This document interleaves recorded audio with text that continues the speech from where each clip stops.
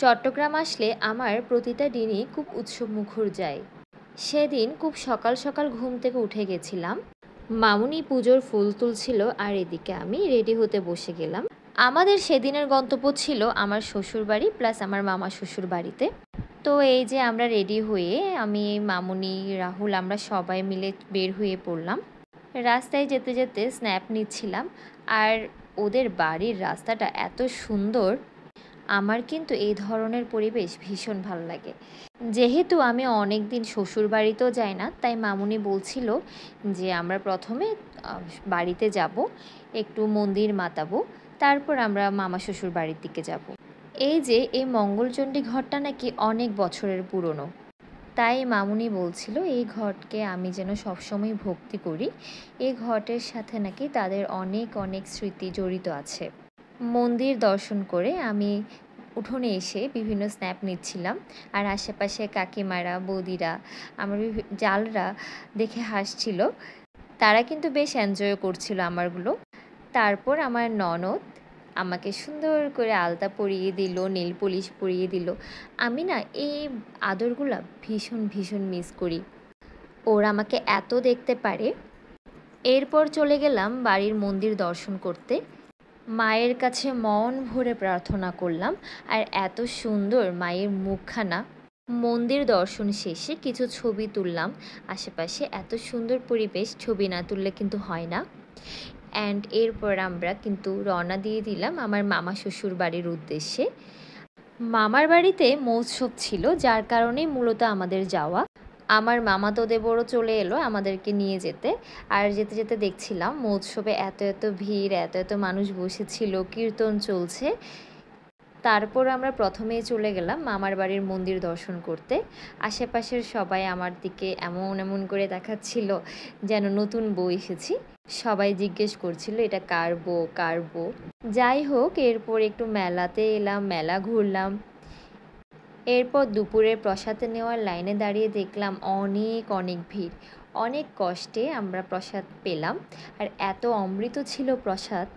খাওয়া দাওয়া শেষ করে সৃষ্টি, সুজয়, অনন্যা আমরা সবাই মিলে গ্রামে ঘুরতে বের হলাম। এবং এর ফাঁকে আমি কিন্তু একটা নাচও কভার করে নিয়েছিলাম, যেটা আপনারা সবাই খুব প্রশংসা করেছিলেন।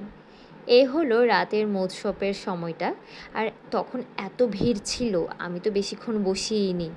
এর পরদিন সকালবেলা আমরা খুব মজা করছিলাম, আড্ডা দিচ্ছিলাম উঠোনে বসে। আমার মামার বাড়ির উঠোনটা কিন্তু বেশ বড়, আর বসার এত স্পেস। আর এই আম গাছের তলে বসে থাকতে আমার এত ভালো লাগছিল। সেদিন কিন্তু একটু একটু বৃষ্টিও পড়ছিল। এরপর আমরা গ্রাম দেখতে বের হয়ে গেছিলাম। ওখানের একটা বেশ বড় মন্দিরও দর্শন করলাম আমরা। এরপর রাত্রে সৃষ্টি আর সাগর মিলে বলল, বৌমনি আজকে আমরা বারবিকিউ পার্টি করব, তুমি রেডি করো সব। ব্যাস, তারপর আর কি সবাই মিলে বসে পড়লাম কাটাকুটি, বাটাবাটিতে। মেরিনেশন পর্ব শেষ করে আমরা বাইরে এসে বসলাম। তখন কিন্তু বেশ ঝড়ো হাওয়া দিচ্ছিল। তো এর মাঝে একটা কাপ দই এনে দিয়েছিল রাহুল আমাকে। এরপর দেখলাম ঝুম বৃষ্টি পড়ছে বাইরে। তো আমাদের আর বাইরে বারবিকিউ পার্টি করা সম্ভব হলো না, তাই আমরা ভিতরেই বারবিকিউ পার্টির আয়োজন করছিলাম। এই যে আগুন জ্বালানোর যে যুদ্ধটা করলো দুই ভাই মিলে, যাই হোক, অনেক কষ্টের পরেই এই কয়লাগুলো জ্বললো। আর আমরা বারবিকিউ পার্টি শুরু করলাম রাতের 11টা বাজে।